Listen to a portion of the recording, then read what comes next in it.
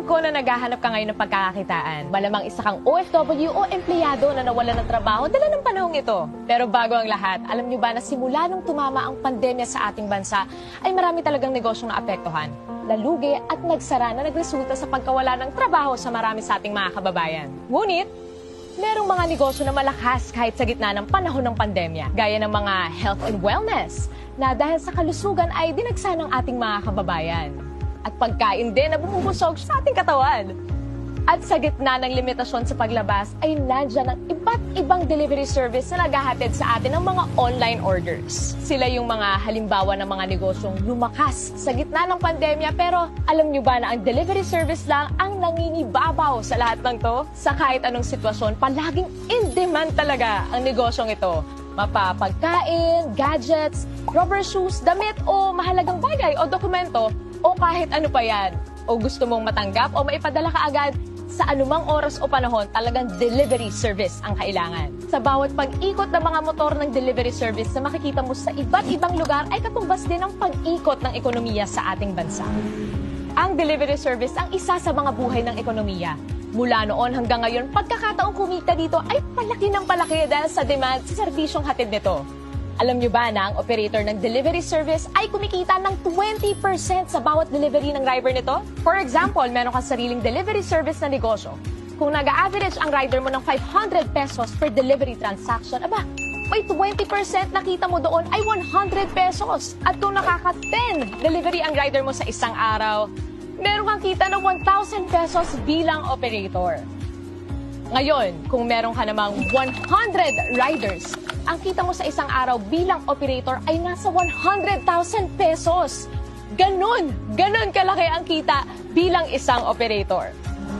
Paano nga ba maging isang operator at magkaroon ng sariling delivery service na negosyo? Hindi biro ang magtayo ng isang delivery service na negosyo. Unang-una, kailangan mo ng malaking kapital na mahigit 30 million para iset up ang opisina at maghanap ng mga empleyado para sa operations nito.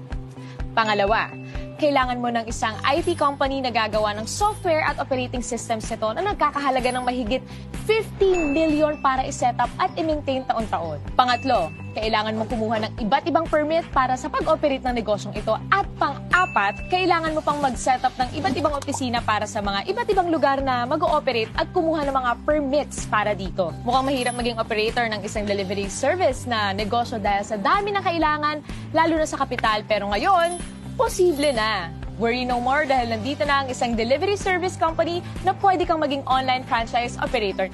TokTok, ang pinakabagong delivery service at ang kauna-unahang online franchise operator delivery service company ay kakatok na sa mga pintuan nyo. Bilang isang TokTok online franchise operator, magkakaroon ka ng mga benefits na may enjoy mo. Pwede kang tumanggap ng mga rider applicants under you with up to 100 riders per operator. Magkakaroon ka ng TokTok delivery service link to monitor your riders and transactions na kahit cellphone lang, pwede na. Kumita ng 7% sa lahat ng delivery transactions ng mga riders mo.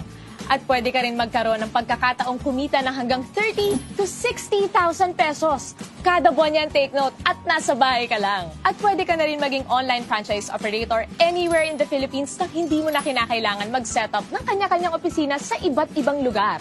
Nasa bahay ka lang, pwede na. Magkano naman ang kapital na kailangan para maging isang TokTok online franchise operator? Unlike sa mga traditional delivery service, dito sa TokTok, ang pangarap mong maging isang delivery service operator ay posible na.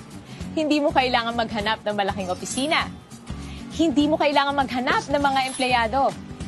Hindi mo rin kailangan gumastos para sa IT system at software. Basta may cellphone at internet ka, pwede na! And the best part, hindi mo kailangan ng malaking kapital, hindi mo kailangan ng 30 million, 20 million, 5 million, or kahit 500,000 pesos. Pero what if, sa halagang 288,000, pwede ka na mag-operate ng sarili mong TokTok online delivery service? Mas okay, di ba?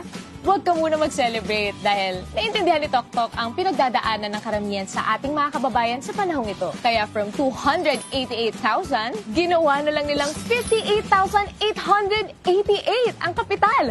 para maging isang TokTok online franchise operator. Kaya, operate na agad! Dalawa ang paraan para kumita dito bilang TokTok online franchise operator. Una, magkaroon ka ng personal delivery link na pwede mong i-post at i-share.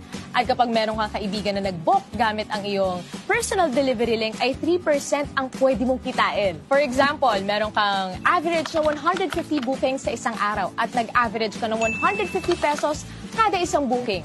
Pwede kang kumita ng as much as 20,000 pesos per month nang nasa bahay ka lang sa tuwing may gagamit ng iyong personal delivery link.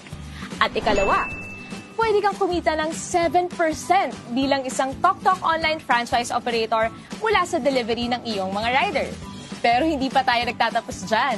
Kapag decided ka na nasubukan ang negosyong ito, nandito ang TokTok para makatulong sa inyong lahat. For a limited time only, pwede ka nang maging isang TokTok online franchise operator for a special unlimited promo price na 16,888!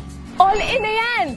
Wow na wow talaga! Tandaan, promo lang to at kung gusto mong simulan ang negosyong ito para sa mga iba na nakaka-excite na impormasyon, kontakin mo lang ang taong nagpakilala sa'yo ng negosyong ito.